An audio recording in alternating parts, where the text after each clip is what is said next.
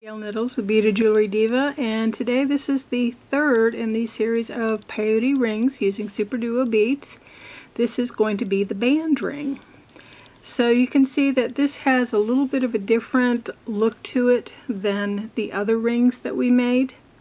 So remember, these were made going with a lengthwise peyote, and these that we're going to go through today are made with peyote going up and down instead of long ways.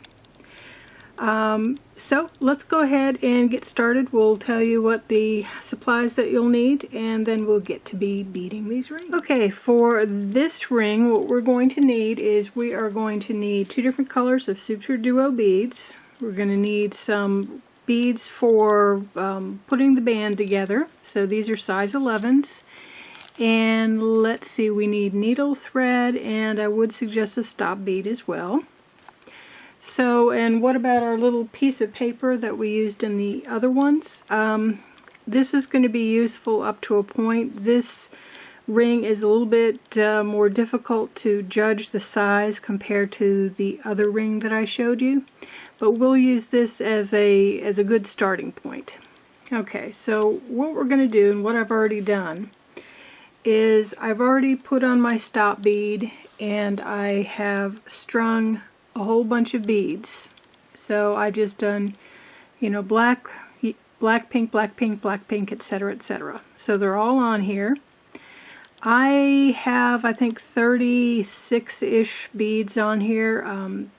I happen to know that that ends up being about the right size for me, but you're going to have to go ahead and probably try this once or twice to get an idea of exactly how many beads you need, because obviously it's going to depend on the size of your finger.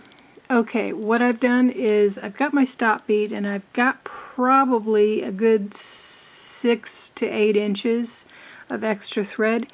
You might need even a little bit more extra thread on this side, because if you don't quite get enough beads on this side when you make your turn, you can always add a few more beads on this side. So that's, I learned the, I guess the hard way, that you really need a lot of extra thread on this side. Okay, so I've gone ahead and I've got my black, pink, black, pink, black, pink. The other thing you need to be careful of is always, you can see where I started with a black on this side. I'm going to end with a pink on this side. And that's the way you're going to have to do it in order to make your ring look seamless by the time that you make the join. Okay, so what do? I've got my end pink. I'm going to go ahead and put, you see the threads coming out of the bottom hole. I'm going to put my needle in through the top hole. Then I'm going to flip down the black bead, pick up a black bead, and put it through the top of the pink bead. So this is your standard peyote, so you can see what we've got so far. So I'm going to leave the next black, flip down, pick up a black, put it through the top of the pink, pull tight. I'll do this one more time, flip down the black, pick up a black, needle in through the top of the pink bead, pull tight. So this one looks like it's a little bit funky, and that's because I had it twisted. So you always want to just double check these after you do them to make sure that you haven't twisted any of these beads. What I'm going to do is I'm going to go ahead and go down through the rest of this particular row, and then I'll show you what to do from there. So I'll be back with you in just a moment. Okay, I've gotten a lot of it done. You can see that it's this real pretty pink and black. Now I'm not quite to the end. I've stopped on this bead right now, and I've got a couple more that I could go through. But first, what I'm going to do is I'm going to go ahead and take a guesstimate measurement to see if it's about right. Now this is overlapping a fair amount.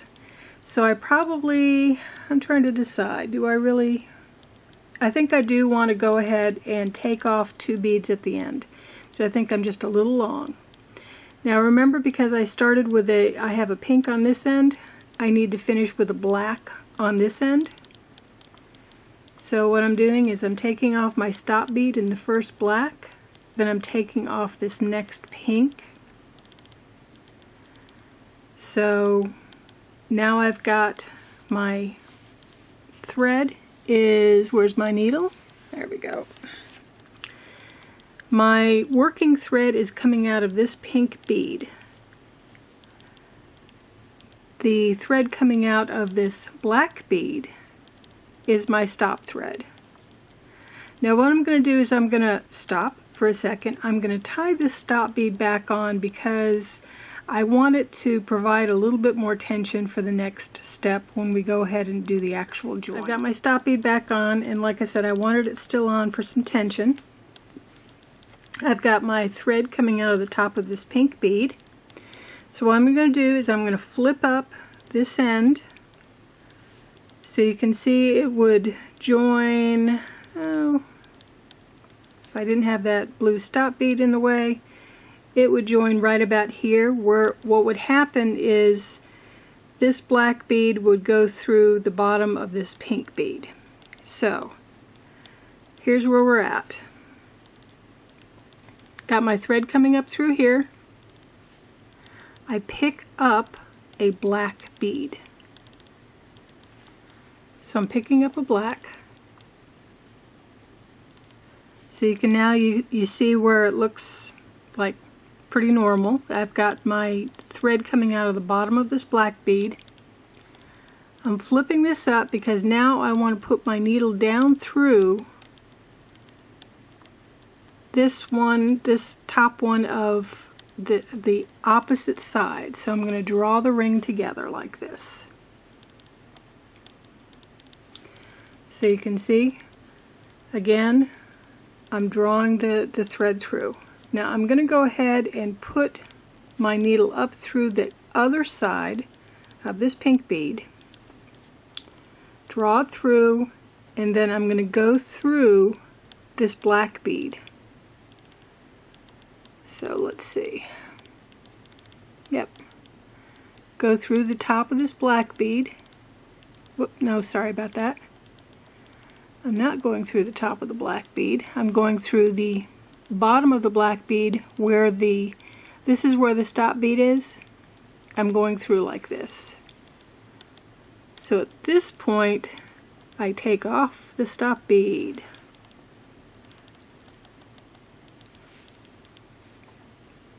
And pull tight. Now what I'm going to do is, this is still kind of loose, so I'm just going to go through a few of these beads. And I'm going to have to pull it tight because, like I said, this is going to be on the loose side because I got rid of the stop bead. So you can see this is where the join was made right here. And you can't really tell that much. So what I'm going to do is again go through, sorry about that, go through a few more beads. I'm going to go through one more pink up here, I think. Pink, I think. Come back down through the other side of the pink and just go back down through a few more beads, and this again is just going to stabilize it some. And I'm going to go down back about to where the stop bead would have been. So I'm somewhat stable at this point. Now I could go ahead and just tie a few half hitches with this end and cut it, but I'm not going to, because again there have been a few times where I have wished for just an extra inch or two on this side because I was short by a few beads. So I'm going to leave this on for right now. What I'm going to do is I'm going to get out my size 11 silvers and I'm going to get ready to do the embellishment on this one. Okay, I'm back. I've got my seed beads poured out. One other thing that I didn't mention, that the other reason that I like to go ahead and keep my thread over here, my end bead or stop thread bead, or stop bead thread, is because I want to see where my beginning is. So whenever I come come across, or whenever I want to do reinforcement, I'd like to know if I've gone through the entire ring yet, or if, you know, I've only stopped halfway through or whatever. I mean, it's me. You don't have to do it, but it's what I like doing. Okay, so I have my thread coming out of this pink bead, and what I need to do is I need to come out of the top of one of these blacks. So I'm going to go ahead and put my needle through the bottom hole of one of the black beads. Then I'm going to take my needle and go through the top of that same black bead. Now, yes, you will see a little bit of the thread on the side. I don't know if you can see it. But you're not going to end up seeing it because the embellishment is going to end up hiding it. Okay, so pick up one silver bead, put it through the next black bead. So it's just going to be like peyote in a way, because you're just picking up a silver, putting it through the black. And as you do this, you're going to end up tightening your ring. So you can already tell that these beads are drawing closer. Now you can even make it closer if you did like size 15 seed beads in between these, and you could make it really close. I have not tried just going from bead to bead to bead, because that strikes me as not being very comfortable to wear. So what I like to do though is I like to use size 11 seed beads, because I think they're nice in that you get a good distance, and you get a good tightening of your ring. But it all depends, again, on how well you judged the size of your ring and whether you need it to be tighter or looser. What I'm going to do is I'm going to go around through this entire side, and I'm going to come back. I want to show you something for comparison, and then I'm going to talk about what the last steps we're going to need to make on this ring. Really quick, I want you to see how much this got tightened. So you can see that this really almost looks like a skirt. This side is very loose and this side is quite tight. I've only gone around once at this point. Okay, so I've gone back through. I've just run my needle through this circle one more time. And what I'm going to do now is I'm going to snake my needle through to the opposite side, and then I'm going to go ahead and add the size 11 seed beads to this side. So to snake my bead, or my needle and thread through, I've got my thread coming out one of these silver beads. I'm going to go into a black bead, down through the bottom hole of that black bead, and then through the next pink. Let's see if I can do it. This starts getting a little tight. Okay, there we go. Down through the pink, back up through the pink, back up into a black, then through the top hole of the black bead, and I'm ready to start. And I've only gone through one time with the silver beads on this side, and you can tell that this side is still, you know, a lot looser than this side is, because again I went through twice on this side. Now at this point, just go ahead and stop a second and try on the bead, or try on the ring. Let's see if it works for you, if there's too much slack on this side, or if it's still too big. Because what's going to happen then is you're going to go ahead and go around this other side a second time, and then you're going to be able to tell, gee, do I need to go ahead and go around it one more time to tighten it up even more? Because sometimes these bands are just like a little too tight, sometimes they're a little too loose, and until you know exactly how many beads you need to go around your chosen finger, you're going to need to go ahead and play with this a little bit. So you can keep going around and tighten it up some more. If this is about right for you, then don't tighten it too much more on this second pass through this bottom one. So let me go ahead and just go ahead and put on a few, or go ahead and put in a few more passes. I will be able to speak one of these days. Okay, I've gone through the other side again. I cut that thread off. Now I'm with the stop bead side of the thread. So here's how I tie off this particular ring. So I've got my needle coming out of one of the black beads. I'm just going to go ahead and do a half hitch knot right before the silver bead, or my size 11 seed bead I should say. So down through, I don't know, a couple more. Do another half hitch. I find it much easier to do the half hitches along the edge. Okay, go through another few. Now I'd probably tie about 5 or 6 half hitches. For the sake of this and for the sake of time, I'm only going to do 2 half hitches. But let's go ahead and cut that off really close.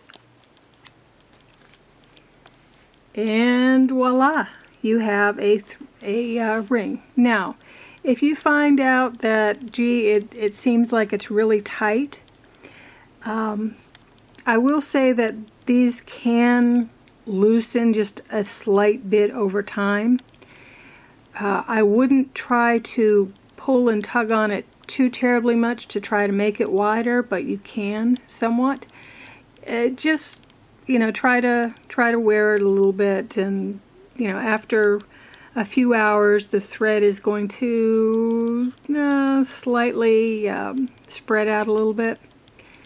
But as you can see, it has a very nice profile. It's wider in the center and narrower on either ends. It makes for a very nice band. And let me see some of the other ones that I have made. Got a couple of others. So I've made one that looks like this out of 3 different colors. I made this one out of just the purple and blue. I just had one band on the top. Now other ideas are you could have used black beads in between all these, so black size 11 seed beads, or you could have done pink to pick up the pink in the center. And there's all kinds of color combinations that you can use for these. I had a few more, and who knows where they ran off to. But I'll tell you one thing, making these is really addictive. They really go through fast. I can probably make one in about a little over half an hour. But and you'll find yourself doing that too. Once you've done the first one, you'll see how fast they can go. So anyway, I hope you've enjoyed this. I hope you've enjoyed the other ring videos as well, so you can see that the other kinds of rings that I have made. This is Gail Nettles, Beaded Jewelry Diva. If you've enjoyed this video, I hope you'll give me a like. If you like all these videos and like my tutorials, I hope you'll consider subscribing to my channel and coming to visit me at my website, www.beadedjewelry.diva.com. Don't forget, I have the tutorials for these rings as well, so you can go ahead and do all these different rings and have yourself just a ring party. This is Gail Nettles signing off for the evening, and have a great day. Bye.